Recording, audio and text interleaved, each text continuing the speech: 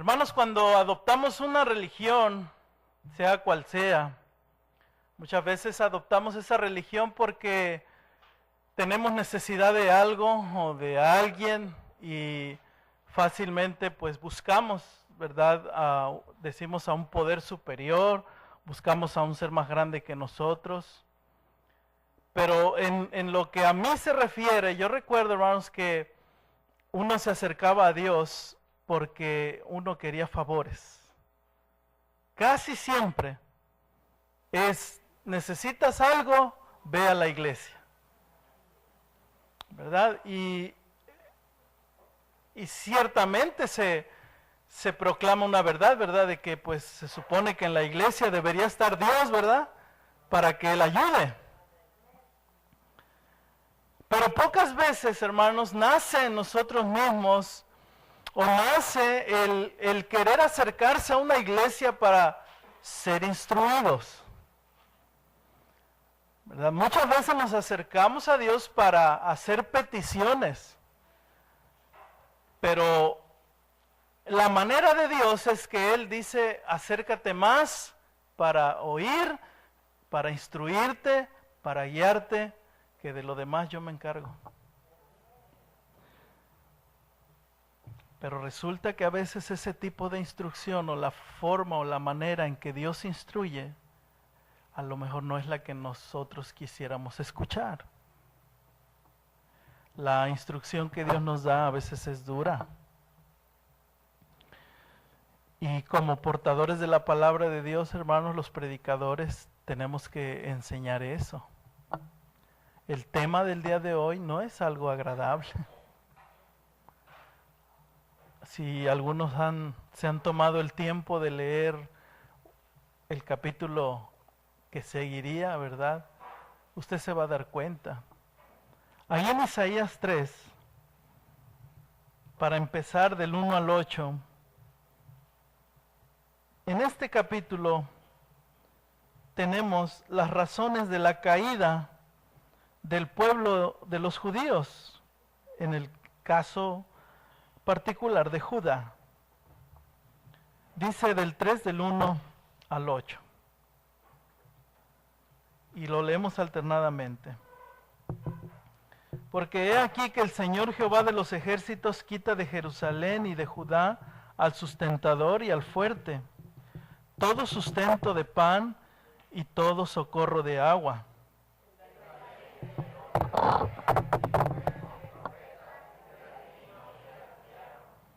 El capitán de 50 y el hombre de respeto, el consejero, el artífice excelente y el hábil orador.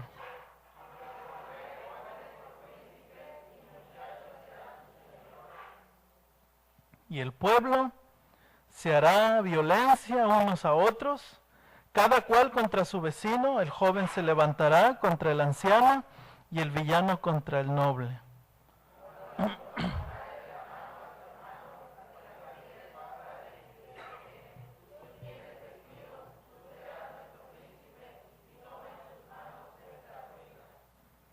Él jurará aquel día diciendo, no tomaré ese cuidado porque en mi casa ni hay pan, ni qué vestir. No me hagáis príncipe del pueblo, pues arruinada está Jerusalén y Judá ha caído, porque la lengua de ellos y sus obras han sido contra Jehová para irritar los ojos de su majestad. Lo que podemos esperar del pecado, eso es lo que vamos a ver el día de hoy. Vamos a hacer una oración una vez más. Padre, gracias por tu palabra, gracias porque podemos acercarnos a ti. Gracias por las Sagradas Escrituras, Señor, donde brota, Señor, tus pensamientos, tus instrucciones. Ayúdenos, Dios, a que podamos comprenderlas juntos y ser edificados. Dios Espíritu Santo, use este siervo inútil, Señor, necesito de su ayuda para poder enseñar tu palabra y mis hermanos necesitan de su ayuda para poder que sus oídos, Señor, estén atentos al mensaje. Lo pedimos todo para tu gloria y tu honra en Cristo Jesús. Amén. ¿Qué vamos a ver en esta hora? El verso 22 del capítulo 2 que es el último verso, dice, dejaos del hombre cuyo aliento está en su nariz, porque de que él es estimado. Ese texto aprendimos la semana pasada, que nos enseña que es muy peligroso, ¿verdad?, confiar en el hombre. Pues precisamente, como es peligroso confiar en el hombre en sí, podemos esperar algo de cometer ese pecado, ¿verdad?, de la autoconfianza. En el capítulo 3 tenemos las razones de la caída de Judá, que la podemos resumir en 6 palabras. La caída de Judá la resumimos en 6 palabras: pecado. Ese fue, hermanos, la razón de la caída de Judá, pecado. El pecado de Israel presagió, hermanos, toda su ruina que estaba por venir. Ahora, ¿cómo resumimos ese pecado? El pecado de Judá y también el de Israel, en 3 cosas: en orgullo, ¿sí? El pecado fue un orgullo nacional, un orgullo material y un orgullo religioso. Ese fue, hermanos, porque Israel, hermanos, fue una nación poderosa, fue una nación admirada, fue una nación que llamó la atención cuando se estableció. ¿Por qué?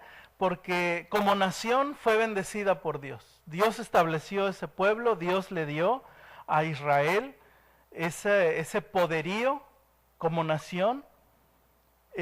Materialmente no se diga, hermanos, recuerden que llegaron a ese lugar tan precioso donde Dios les dijo que tomaran posesión. Y también, hermanos, vemos que en cuanto a la religión, ellos tenían una forma de acercarse a Dios. Todo eso, hermanos, en vez de ser agradecidos con Dios, les llevó a todo lo contrario, les llevó a enorgullecerse. Y ellos decían, somos una nación muy fuerte, así que nos enorgullecemos por ser una nación fuerte. Nos enorgullecemos por tener oro, plata, por tener caballos, por tener parcelas llenas de frutos. O sea, materialmente nos enorgullecemos. Y también porque tenemos el favor de Dios. ¿Sí? Y todo eso, hermanos, se hizo un pecado grande, el orgullo. Así que el fin de la caída de Judá estaba por llegar por ese pecado. El pecado, hermanos, la Biblia lo define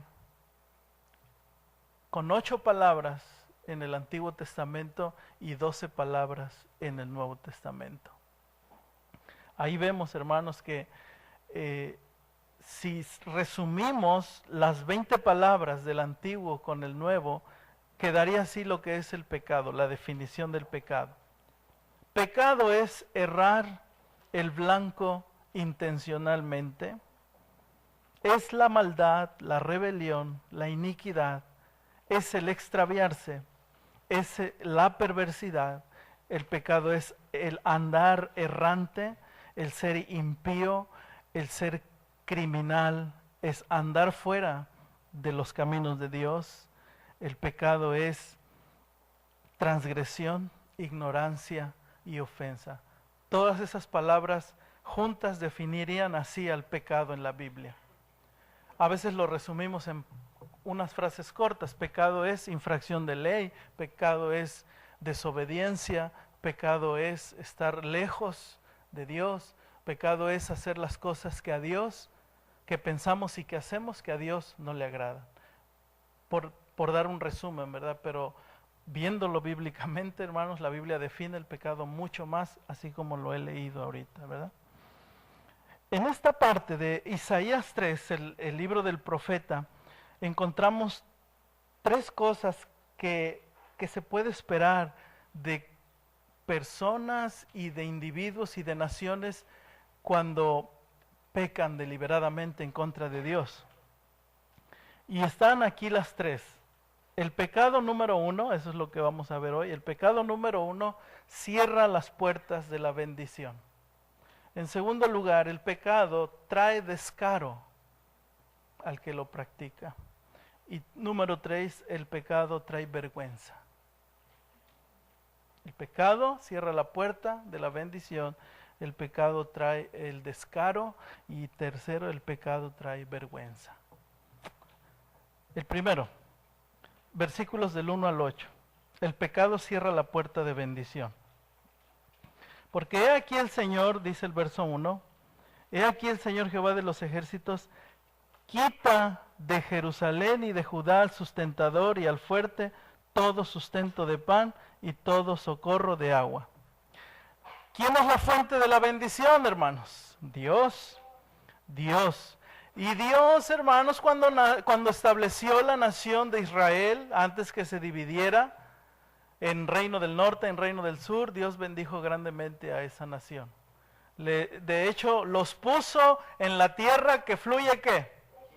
Leche y miel. Hablando de una descripción, hermanos, tan exacta de lo que estaba sucediendo ahí.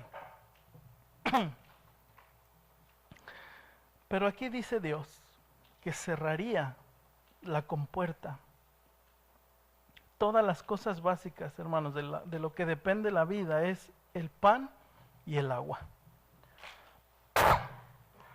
Perdón.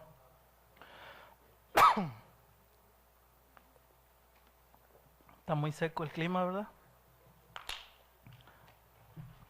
Todas las cosas básicas, el sustento, el pan y el agua. Hermanos, piensen que, ¿qué pasaría? Nosotros experimentamos seguido en donde vivimos, ¿verdad? El corte del agua. Ay, hermanos, uno tiene que hasta gastar o hacer cosas para que no le falte el agua. Pero cuando falta el agua, hermanos, es un caos. De hecho, dicen que en California, hermanos, está la crisis. Para regar, tienen ciertas horas y ciertos días. El gobierno ya les está regulando el agua. Pero hermanos, no solamente dice Dios que a ese pueblo le iba a cortar el flujo del pan y del agua, les iba a quitar la seguridad nacional, dice el verso 2. ¿Qué les iba a quitar, hermanos? Léanlo, por favor.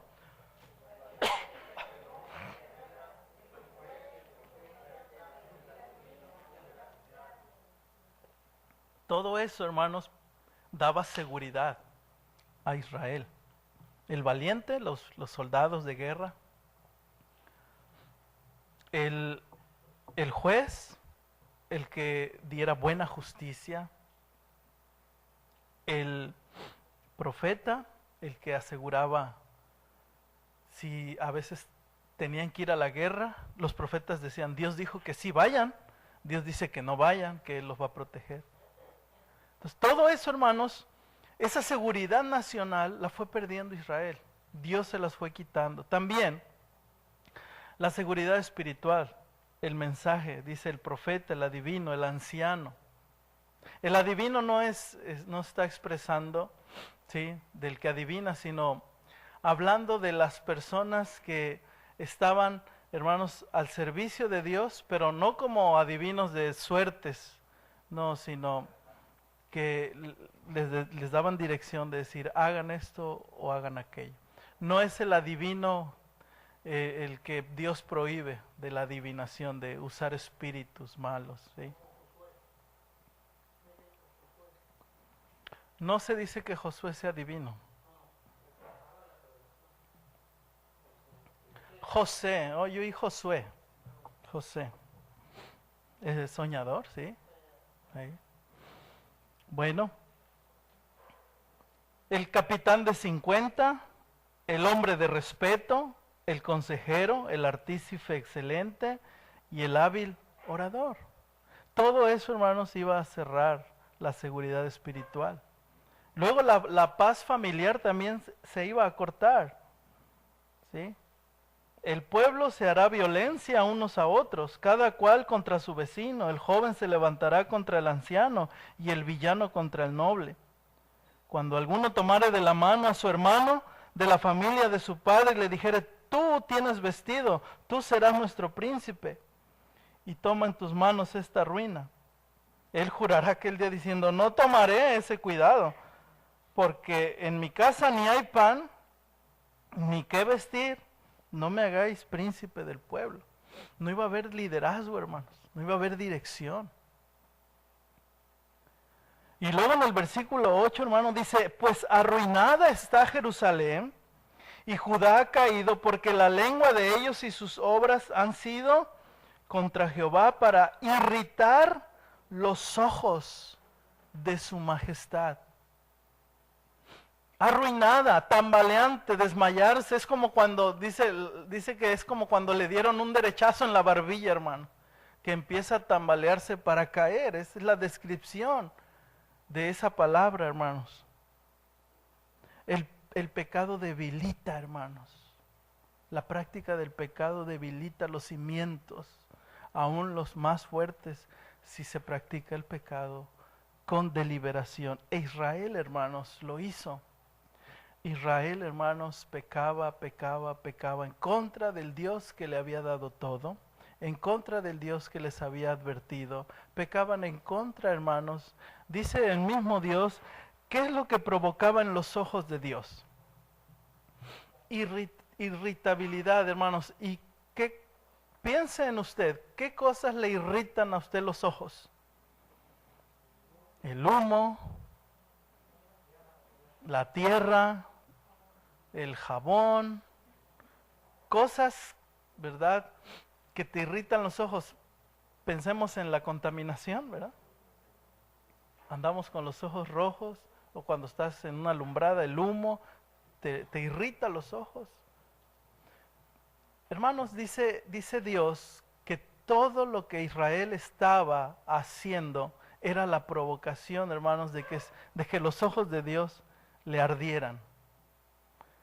Y cuando se te irritan los ojos, hermanos, tus ojos empiezan a lagrimear. O tratas de taparlos, tratas de desviar tu mirada a lo que te está provocando la irritabilidad. Y es lo que Dios dice, yo ya no estoy soportando ver a mi pueblo tan desviado de mis caminos. Y por eso Dios decide cerrar la puerta de esa bendición. No es que Dios, hermanos, sea malvado, no es que Dios sea malo, es que Dios, hermanos, ya había sido tan paciente con ellos, hermanos. Pero llegó el momento en que ellos como pueblo tenían que aprender, hermanos, a responsabilizarse de las consecuencias de sus actos. Y aquí viene esa aplicación a nosotros en el día de hoy.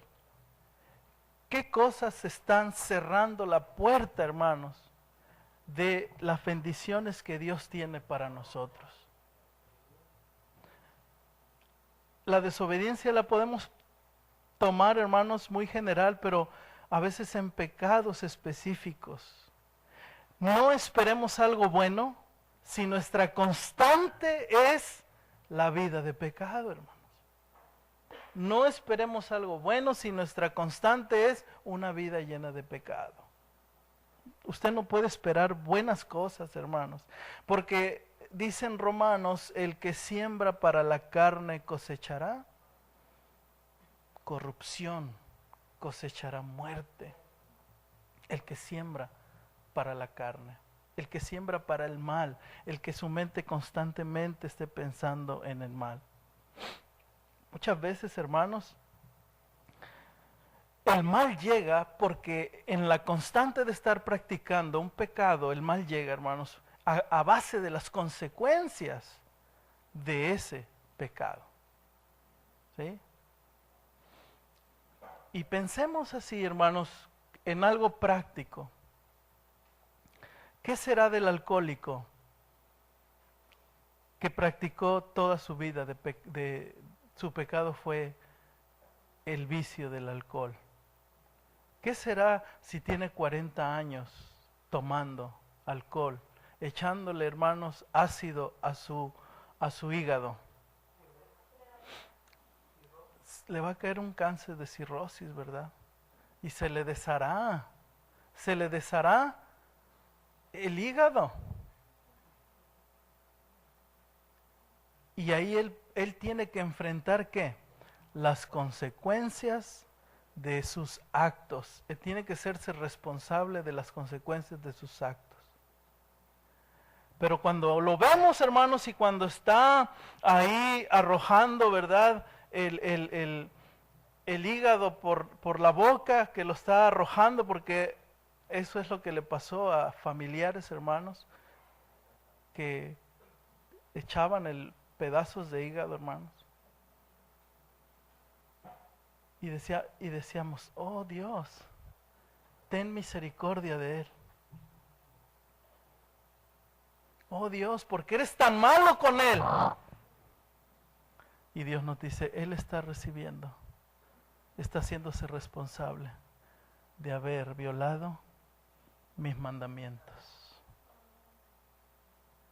Entonces, hoy podemos quizás tener ciertas puertas cerradas porque caminamos en un camino de desobediencia.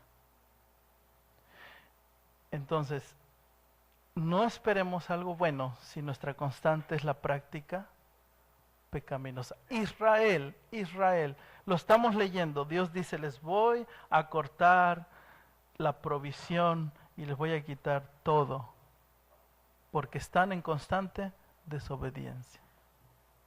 Pero hoy el mundo, hermanos, y todas las personas, hoy muchas personas están bien, viven cómodas, tienen sus excelentes trabajos, tienen sus excelentes familias, pero ¿dónde tienen a Dios? Lejos de sus corazones. Nada más claman a Él cuando hay alguna necesidad. Pero la Biblia no enseña eso, hermano. La Biblia dice es que cuando tú estás bien, cuando tú estás recibiendo muchas bendiciones y tienes a tus hijos bien y tienes a tu familia bien y tienes tu trabajo y tienes tu dinerito y comes y todo, dice, dad gracias al Señor en todo. Y no te quejes, dice, porque Dios te da el sustento y el abrigo y con eso estemos contentos. Pero cuando, hermanos, nos obstinamos por pensar como pensaba Israel, esto es mío, es mi orgullo nacional, mi orgullo material, mi orgullo religioso, tengo a Dios, voy a una iglesia, tengo una Biblia, oro, tengo ministerio, tengo esto, tengo lo otro. Parece que no necesitara a Dios. ¿Y qué es lo que le pasó a la iglesia, verdad, de Apocalipsis? Dices que tienes, pero no tienes nada. Hermanos, este es el primer punto, del 1 al 8. Bien claro, hermano. Será arruinada Jerusalén y Judá ha caído porque la lengua de ellos y sus obras han sido contra Jehová para irritar los ojos de su majestad. Ponte a pensar, hermano, qué cosas podrían con tu vida hacer que los ojos de Dios se irriten. Y ya que pensamos que es, hay que dejarlo de hacer porque no es bueno irritar los ojos de Dios, hermano. Segunda cosa, hermanos, de lo que podemos esperar del pecado, según Isaías, ahora del versículo 9 al 15, la apariencia de sus rostros testifica contra ellos, porque como Sodoma publican su pecado, no lo disimulan. Ay del alma de ellos, porque se amontonará mal para sí. Lean el 10 ustedes, hermanos.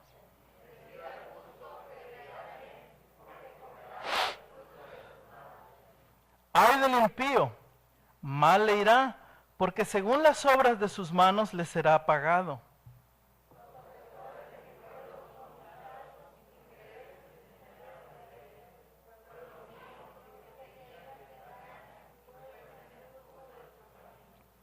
Jehová está en pie para litigar y está para juzgar a los pueblos.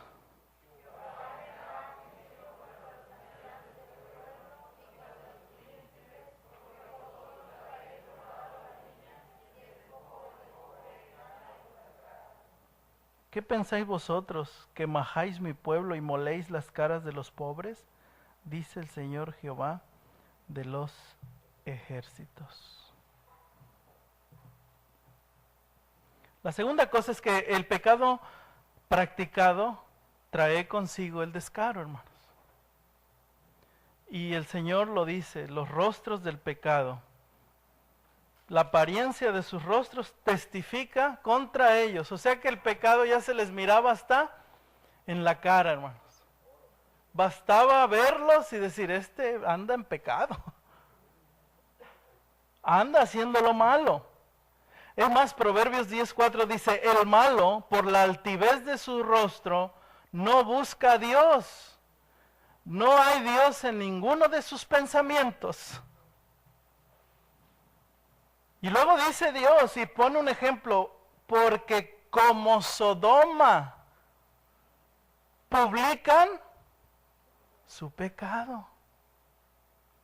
No les bastaba solamente con tener la cara llena de pecado, dice Dios.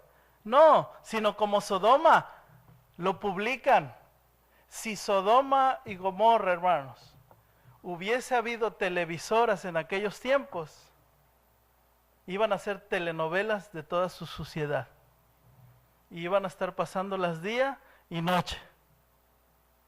Y en esas telenovelas, hermanos, de la televisora de Sodoma y Gomorra, y en los radios y en el internet, si hubiera habido todo eso en Sodoma y Gomorra, nada más habría suciedad tras suciedad, tras suciedad, tras suciedad.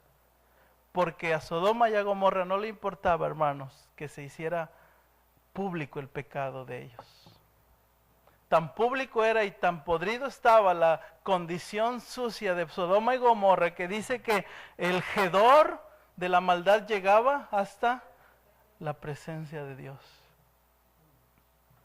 Vamos a ver ahí en Génesis 19:5. Son palabras muy duras que vamos a leer ahorita. Agárrese de la silla, hermano.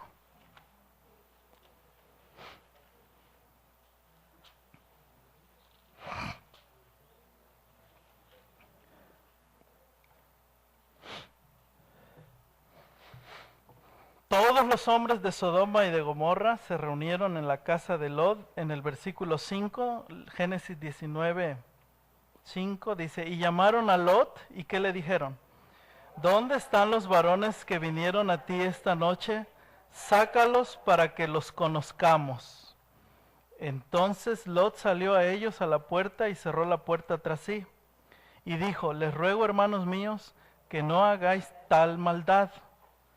He aquí ahora, yo tengo 2 hijas que no han conocido varón, os las sacaré fuera y haced de ellas como bien os pareciere, solamente que a estos varones no hagáis nada, pues que vinieron a la sombra de mi tejado. Y ellos respondieron, quita allá, y añadieron, vino este extraño para habitar entre nosotros y habrá de erigirse en juez. Ahora te haremos más mal que a ellos. Y hacían gran violencia al varón, a Lot, y se acercaron para romper la puerta. Estos hombres, malvados, perversos, llegaron 3 ángeles de Dios en formas de hombres, llegaron a la casa de Lot, los vieron, que eran de apariencia, de una buena apariencia, eran ángeles de Dios. Entre ellos iba el ángel de Jehová, Cristo preencarnado, y le dicen, saca a los hombres para que los violemos. Esa es otra palabra de decir conocer.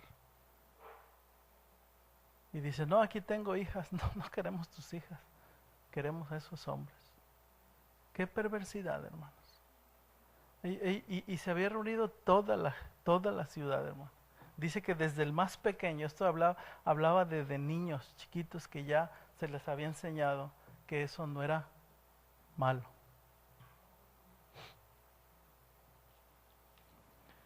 ¿Cómo vemos nuestro mundo el día de hoy, hermanos? Hay televisoras, hay internet, ¿y qué puede ver usted si no toma cuidado? Mucha maldad, mucho mensaje. Está bien hacer esto, está bien hacer aquello. ¿Sí? Mucha incitación a la maldad, a la violencia, a la destrucción de la familia, a la destrucción del valor que Dios le dio al hogar, al valor y la dignidad de los niños y las niñas. Todo eso, hermanos, va en un decaimiento en este mundo. Y estamos en este mundo, hermanos. No piense que estamos en este mundo, sus hijos se mueven en estas escuelas, usted se mueve en el trabajo, usted anda por donde quiera, y usted y yo estamos en este mundo que está siendo muy parecido a los días de Sodoma y Gomorra. El día de ayer estaban invitando a que fueran a manifestarse a los derechos de los homosexuales. ¿Sí? Hasta vino ahí que un actor de acá y que un político de allá. ¿Invitando a qué? A incitar a la maldad. Pero lo ponen como derecho civil, como un derecho constitucional, humano, político. Pero, hermanos, sabemos que eso es una aberración, es una maldad, es una abominación ante los ojos de Dios. Es antinatural. Ya no hablemos de religiosos o de cristianos o de gente que se opone a eso, sino médicos que dicen, el hombre no está hecho para eso, la mujer no está hecho para eso. El hombre está hecho para tener una esposa, la esposa para tener un esposo. Así es. Así es. Pero el problema aquí es pensar que un pueblo de Dios llegase a tal y que Dios mismo describiera así a su propio pueblo. Verso 9. Fíjate, como Sodoma publican su pecado, ya no lo disimulan. ¿Qué es el disimulo, hermanos? Es tratar de que nadie se entere, hacerlo oculto. Dice, ya nadie lo hace oculto. ¿Sí? ¿Saben, hermanos, que en las naciones, en Europa donde eran naciones fundamentalmente cristianas, hoy está el liberalismo? Dicen que en los aparadores se exhiben a las mujeres, ¿sí? Se exhiben a los hombres. En las calles principales, donde antes, hermanos, se reunía a la gente a oír la palabra de Dios. Porque abandonan poco a poco, hermanos, este libro. No es de golpe, es poco a poco. Poco a poco se va disminuyendo.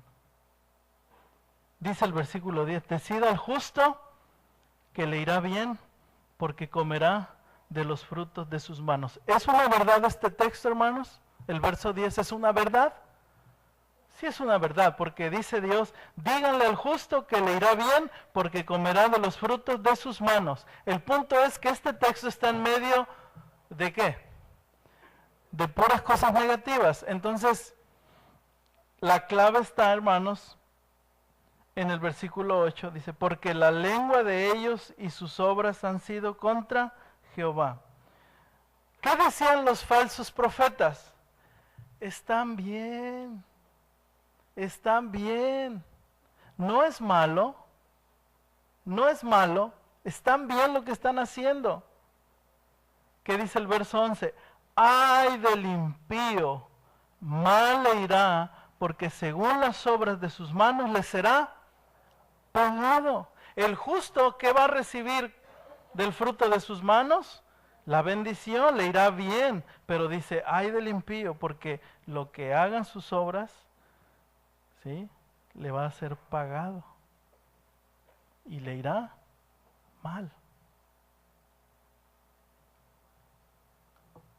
Los encargados de guiar al rebaño, hermanos, solo engañaban y torcían los caminos. Eso nos dice el verso 12. Los opresores de mi pueblo son muchachos y mujeres y se enseñorearon de él. Pueblo mío, los que te guían te engañan y tuercen el curso de tus... Pero, hermano, ¿por qué? Porque dice en el versículo, aquí lo tengo, 4. y les pondré jóvenes por príncipes y muchachos serán sus. ¿Sabe de cuántos años empezaron a reinar los reyes? De 8 años, hermanos. Porque no había quien. De 8 años reinó de 8 años, de 12 años, uno de 20 y tantos años.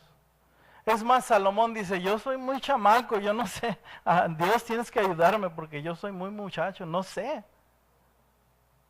Entonces, ¿cómo miran los muchachos a veces los caminos peligrosos? Fácil, dicen, no es cierto, mi papá me advierte que esto está mal, pero yo creo que no, a ver, lo voy a probar, lo voy a hacer. ¿Y cuál es el resultado, hermanos? Llorar, lágrimas, dolor y a veces muerte.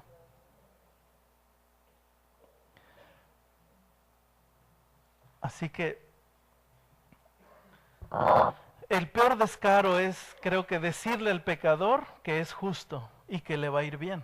Ese es un descaro, hermanos. Dar ese mensaje, ¿sabe que no te preocupes? Mira, no te preocupes. Al final Dios te va a salvar. No te arrepientas hoy, mira, al final Dios te va a dar una oportunidad. No sabemos, hermanos. No sabemos porque en un instante, como la neblina, nuestra vida se va a ir. Continúa haciendo lo malo. Al cabo que Dios te va a bendecir. Mira, tienes tantas bendiciones. ¿Sí? Hermanos, solamente Dios puede declarar quién es justo. Solamente Dios. Nadie más. Porque Él, al que cree, le pone la justicia de Cristo. No las denominaciones, no las iglesias. Hoy quizás usted aquí me está oyendo el mensaje, pero falta que la justicia de Cristo esté en usted. Lo que Cristo ha hecho en favor de usted, usted lo reciba y diga, quiero a Cristo, quiero a mi Salvador. Y hay que tener cuidado, hermanos, porque hay una fuente del pecado, hermanos. Y la fuente del pecado es, en primer lugar, Satanás. Satanás es fuente de pecado, hermanos. Así como Cristo es fuente de vida eterna, Satanás es fuente de pecado y de perdición. Este mundo, ¿quién lo tiene controlado? El sistema mundial lo tiene controlado Satanás y ese mundo va a ser controlado por él y siempre va a tratar de presentar este mundo cosas que nuestros ojos se desvíen por donde quiera, menos nuestro enfoque está en Dios. Y en tercer lugar, hermanos, otra fuente de pecado es nuestro propio concupiscencia, nuestra propia maldad, nos creemos buenos, nos sentimos limpios, pero no. Es traicionero este ser. Tiene que ser gobernado por el Santo Espíritu de Dios. En tercero y último punto, hermanos. El pecado trae vergüenza. ¿Y lo trajo a Israel? Sí, hermanos. Aquí el punto es, hermanos, la manera en que la forma que Dios lo expresa es una forma femenina. Usa el término femenino para decir qué le va a pasar a Israel que actúan como mujeres. Y les llaman las hijas de Sión. Dice el versículo 16.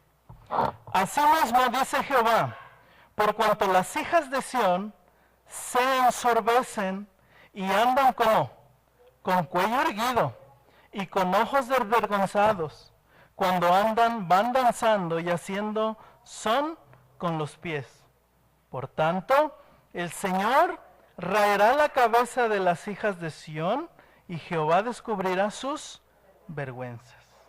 Aquel día quitará el Señor el atavío del calzado, las redecillas, las lunetas, los collares, los pendientes y los brazaletes, las cofias, los atavíos de las piernas, los partidores de pelo, los pomitos de olor y los zarcillos, los anillos y los joyeles de las narices, las ropas de gala, los mantoncillos, los velos, las bolsas, los espejos, el lino fino, las gasas y los tocados. Y en lugar de los perfumes aromáticos, vendrá hediondez, y cuerda en lugar de cinturón, y cabeza rapada en lugar de la compostura del cabello. En lugar de la ropa de gala, ceñimiento de cilicio, y quemadura en vez de hermosura. Oh, hermano. Y nada más imagínese usted, si quiere echar a andar la imaginación, hermanos, es que dice, fíjate,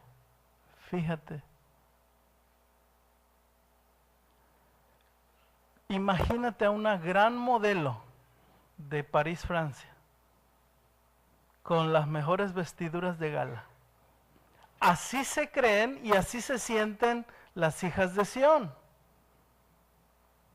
Hablando de Judá, que había sido un orgullo nacional, que tenían la bendición, que tenían lo material, que tenían el templo de Dios, que no les servía para nada, hermanos. Pero dice, así como ves esa gran modelo que modela las mejores galas de la moda de Francia, la voy a dejar como sin nada, pelona, con sarna en la cabeza. El verso 22, las ropas de gala, los mantoncillos, todo. ¿Sabe qué?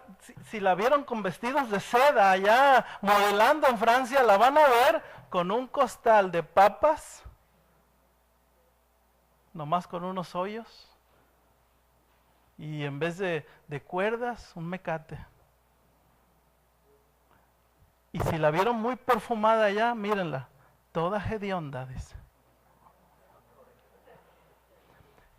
Hermanos, eso es lo que hace el pecado en el alma. Eso es, hermanos. De hecho, dice, hermanos, ¿cuántas veces no lo hemos leído y cuántas veces no hemos escuchado que dice Dios, cuando sus obras creen que a mí me agradan, yo veo que sus obras son como trapos de inmundicia? Y esos trapos de inmundicia eran los que se usaban, número uno, para las mujeres cuando andaban en su mensualidad, o cuando los leprosos les limpiaban las llagas y esos trapos los tenían que quemar. Dice, todo lo bueno que creen que son ustedes delante de mí, sin mí, yo veo todo eso así, como esos trapos sucios, que nadie los quiere, que nadie los soporta, que lo que hace es enterrarlos o quemarlos. Cuando alguien dice, Dios, yo me puedo ir al cielo porque soy bueno, eso es lo que dice Dios. Todo tu bondad es para mí trapo de inmundicia. ¿Y sabe por qué? Porque es despreciar a Jesucristo. Es decir, Cristo no es suficiente para que me salve. Mi bondad me salva, no tu Cristo, no tu Hijo, Señor. Eso es decirle a Dios cuando nosotros decimos que no necesitamos a Jesucristo. Y el pecado, hermanos, afecta todas las áreas de la vida, según lo describe muy gráficamente, hermanos. Muy gráficamente lo describe Isaías. No se diga cuando Jeremías y cuando el profeta Ezequiel describen la maldad de Israel.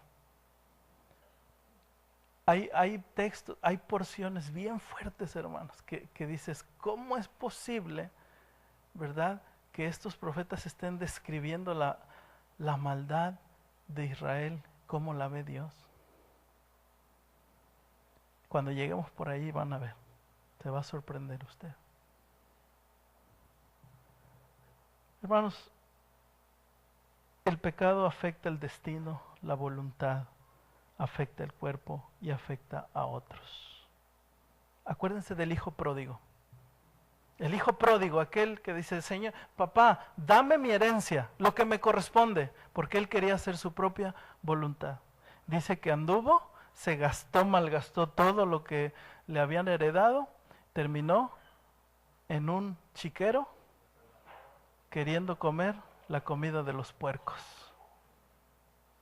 Y tuvo que voltear hacia Dios, pedir perdón y regresar.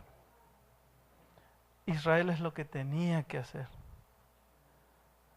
Pedir perdón a Dios. Pero no lo hizo, hermanos.